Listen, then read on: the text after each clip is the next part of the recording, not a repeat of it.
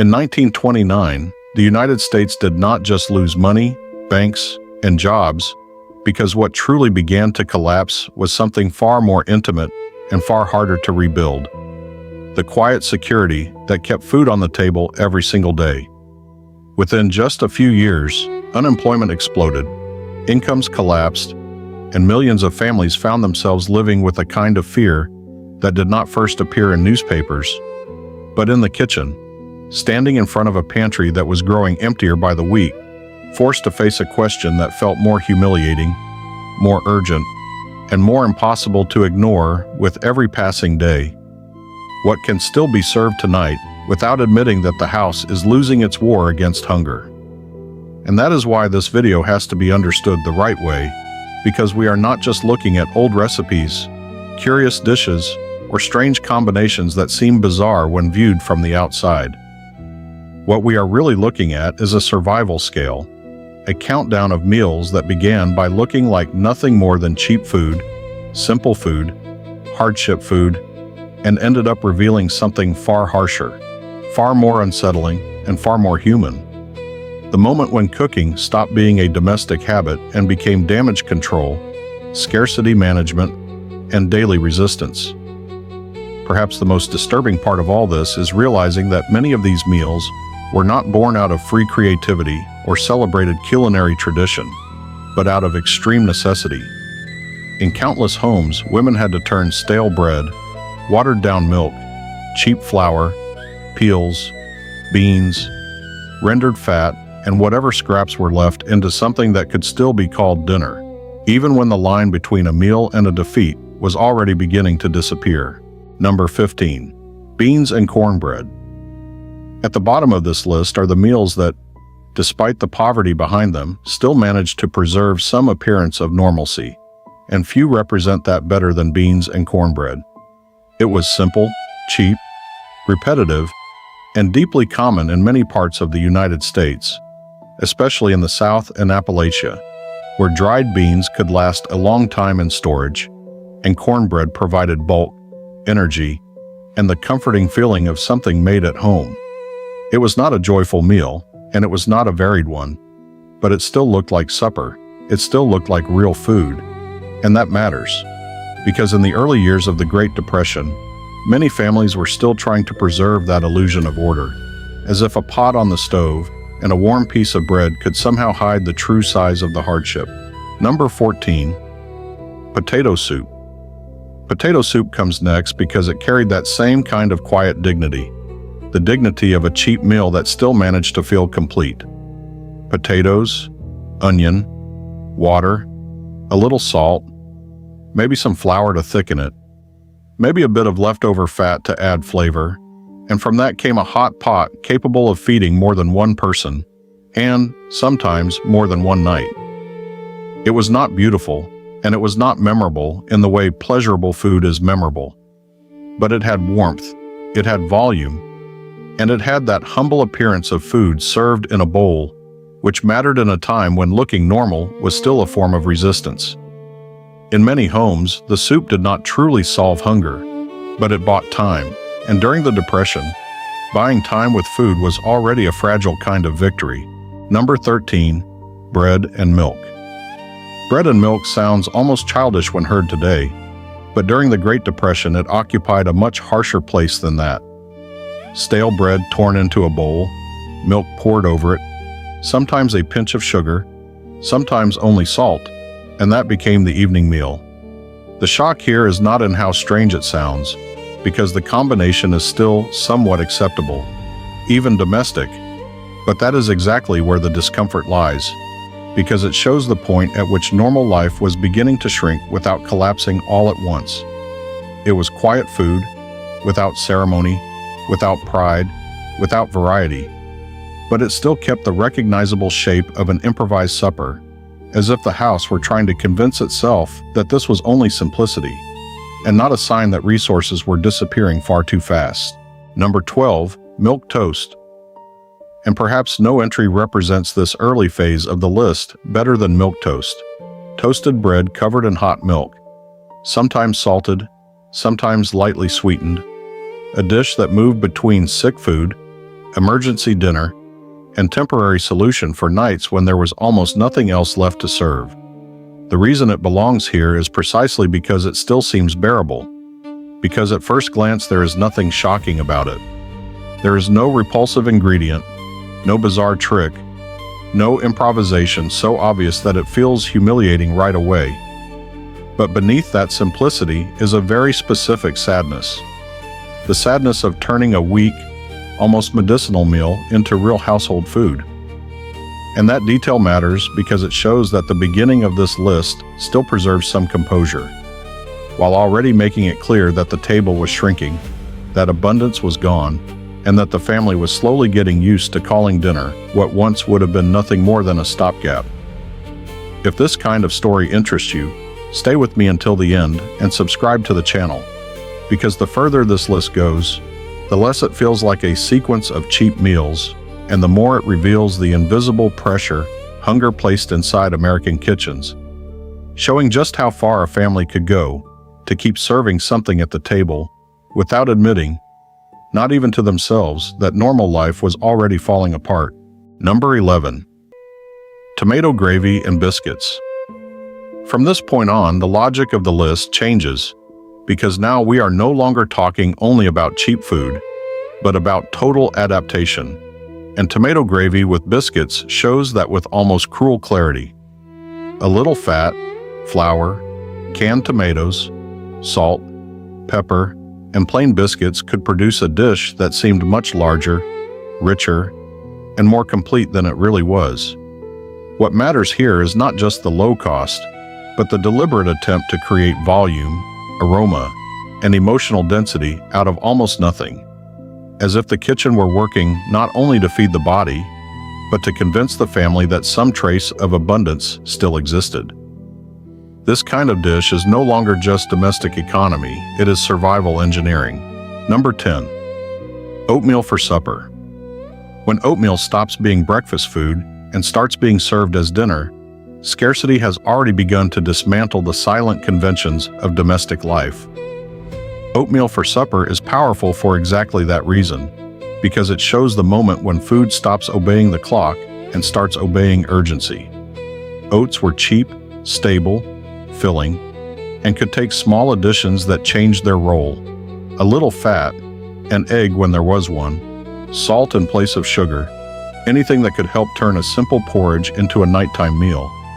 The discomfort here does not come from how strange the dish sounds, but from what it reveals. Hunger does not just rearrange the menu, it rearranges the entire logic of the household. Number 9. Crackers and milk.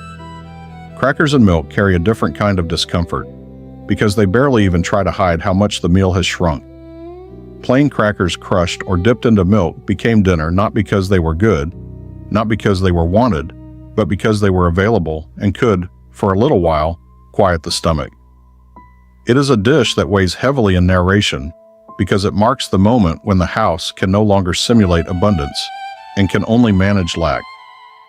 Even so, there was a quiet layer of dignity in that forced simplicity, especially when adults served it to children as if it were temporary, as if it were normal, as if it were nothing to fear, even while knowing the table was visibly shrinking in front of everyone. Number 8. Dandelion greens. And then the list reaches dandelion greens, and here adaptation no longer depends only on buying less, but on learning again how to see food where others saw only weeds. When families began gathering edible plants from vacant lots, roadsides, and yards, the crisis crossed a very symbolic line because the meal now depended not only on money, but on memory, practical knowledge, and close attention to the land itself. This was not just cheap food, it was total adaptation in its clearest form, because it meant recognizing that survival might be growing just outside the house, without packaging, without labels, and without guarantees. From this point on, the kitchen of the Great Depression is no longer simply economizing. It is redesigning itself completely around scarcity. Number 7. Hoover stew. By this point in the list, the kitchen of the Great Depression has entered harsher territory, because the goal is no longer merely to serve something cheap, but to keep the pot from going empty altogether. and few meals show that better than Hoover stew. The name itself already carries resentment, irony, and exhaustion, because this improvised stew became associated with the years when the crisis seemed to swallow any sense of stability. Macaroni, canned tomatoes, corn, beans, bits of sausage, or whatever happened to be on hand were thrown into the same pot to create volume, warmth, and the smallest illusion that dinner still existed. It was not a celebrated recipe, it was damage control, a way of turning scattered leftovers into something collective, something hot, something that could buy one more night. And when a meal is born with that purpose, it no longer belongs to the realm of simplicity, it belongs to the realm of organized survival. Number 6, mock apple pie. Mock apple pie is one of the most uncomfortable entries on this list because, at first glance, it can even sound clever in a curious, almost playful way. But what it really reveals is much heavier than that.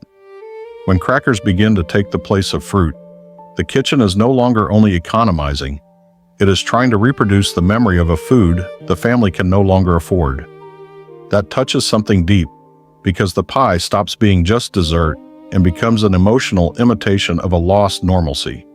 The sugar, the cinnamon, the tartness, and the improvised texture were all trying to persuade the palate that this was still apple pie. But behind that illusion was a truth too harsh to ignore. The table could no longer sustain even its simplest rituals without resorting to the culinary fraud of scarcity. Number 5, vinegar pie. If mock apple pie is already uncomfortable, vinegar pie pushes that feeling even further, because now improvisation is no longer trying only to imitate a particular fruit. It is trying to preserve the very idea of dessert when almost nothing remained to justify such a gesture. Water, vinegar, sugar, and thickener became a pie that, in less brutal times, would probably never have been taken seriously. But during the Great Depression, it carried far more emotional weight than its ingredients suggest. It was the kind of dish that said, even in silence, that Sunday still existed, that the house still had some ritual, some structure, some remnant of ceremony. And perhaps that is exactly what makes it so strong in narration, because it shows a family fighting not only hunger, but the symbolic disintegration of domestic life itself. Number 4, potato peel soup. And then the list reaches potato peel soup, and here desperate ingenuity can no longer be softened by any appearance of comfort. When even the potato itself had already been eaten, and what remained for the pot were the peels. A little water, perhaps onion, perhaps fat. The kitchen crossed a line that the listener can feel immediately, because now we are no longer talking about reusing respectable leftovers or stretching ordinary ingredients. We are talking about turning discard into dinner, about refusing waste at such an extreme level that even what another generation would have thrown away is forced to carry the burden of sustaining someone for one more night. This is the kind of dish that compresses the full brutality of the era into a single image, a family trying to pull warmth, volume, and some suggestion of nourishment out of something that barely should have counted as food at all. But even up to this point, as hard as these meals have been, we are still talking about dishes that tried to preserve some appearance of normalcy, as if the kitchen could still hold up that disguise for a few more days, making it seem as though this was only simplicity, only hardship, only a rough patch. The final 3 items break that disguise, because they do not just show scarcity food. They show the point at which hunger tightens so much that the meal stops feeling like a meal and starts functioning as a final act of resistance, a final effort of dignity, and the last sign that the house, however wounded, had not yet completely collapsed. Number 3, lard sandwiches.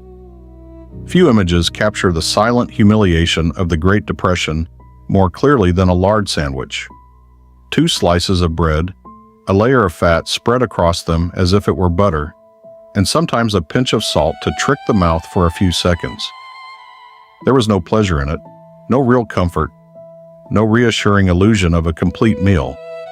What there was brutal calculation, because lard was cheaper than butter, lasted longer, delivered fast calories, and could keep a child standing for a few more hours. And that is exactly why this dish hurts so much in the modern imagination, because it reveals an almost cruel truth. In certain moments of the crisis, feeding no longer meant nourishing, pleasing, or caring. The way it once had, it simply meant preventing the body from giving out. The lard sandwich is shocking, not because it is exotic, but because it exposes, without a single ornament, the moment when scarcity turns even lunch into a bare equation of survival. Number 2, depression soup, also called poorhouse soup. If there is a dish that captures the sound of scarcity, it may be depression soup simmering slowly in a pot that was too large for what was actually in it. Water, a few vegetables from the cellar, a handful of beans, a piece of potato, maybe some flour to thicken it, maybe a little leftover fat to cast some shadow of flavor. And from that came a meal that did not obey a fixed recipe, because its only rule was to use whatever had not yet run out. What makes this soup so powerful is that it does not belong to one place or one family alone. It appears under different names, in different versions, with different ingredients, but always driven by the same instinct. The instinct to keep anything from being wasted when the stability of the home itself was hanging by a thread. It is a dish that does not try to be pretty, does not try to disguise hardship, and does not try to fake abundance. It exists to get through the night, to fill the stomach, to hold the family together a little longer. And sometimes that is exactly what makes a food unforgettable. Because when almost everything collapses, a thin soup can still mean that the house has not given up. Number 1, just beans. And at the top of this list is not the strangest meal, nor the cleverest, nor the most curious. At the top is what was truest, most repeated, most exhausting, and most decisive for the survival of countless families during the Great Depression. Just beans. Beans soaking, beans boiled in water, beans served in a bowl, beans repeated without relief until they stopped being a choice, a variation, or even a dish, and became a pure structure of endurance. That is why this is number 1, because no other food summarizes that era so completely. Beans were cheap, stable, easy to store, could take a little fat, could take a bone, could take nothing more than salt and water, and still manage to keep people alive for weeks. That may sound too simple to end a list like this, but that brutal simplicity is exactly what makes it so powerful. Because in the end, the Great Depression was not sustained by memorable dishes, it was sustained by repetition, by discipline, by pots that returned to the fire every day, and by families who learned to accept monotony as the price of survival. A pot of beans on the stove was not just dinner. It was proof that some continuity still existed, some control, some remnant of stability inside a house surrounded by loss, fear, and uncertainty. And perhaps no food says more about that generation than this. Survival, more often than not, meant simply continuing to boil what little was left. At the end of this list, what stays with us is not only the image of cheap, improvised, or strange dishes, because reducing these meals to curiosities would erase the hardest and most human part of the story. What these foods really reveal is the continuous effort of families pushed to the edge, who still kept trying to preserve some order inside the home, some routine at the table, some sign of dignity during a time when almost everything around them seemed to have been stripped away. The Great Depression destroyed income, work, security, and perspective.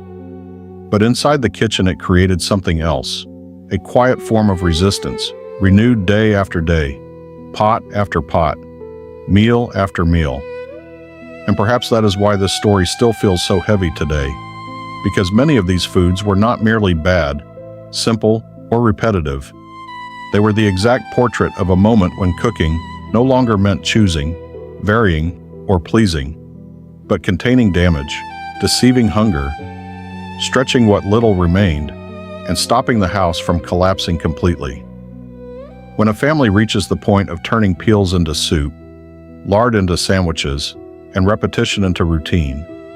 What sits on that table is no longer just poverty, it is a silent struggle to remain standing without letting despair destroy the emotional structure of the home as well. And that is exactly why these meals matter, because they did not survive only as recipes. They survived as marks left on a generation that had to learn how to accept the minimum without romanticizing pain, to improvise without pride, and to feed their own with things that often barely seemed sufficient to be called dinner. In the end, this entire list says less about food and more about limits, because every dish here is proof of how far a household can be pushed when scarcity stops being a passing shock and begins to occupy every day, every cupboard, and every night. So when we look at these 15 meals from the Great Depression, the final question should not only be which one seems the strangest today. The stronger question may be this: what had to happen for millions of people to learn to call this normal? And when that question truly lands, the video stops being only a historical list and becomes something much more uncomfortable, a reflection on survival, memory, and dignity.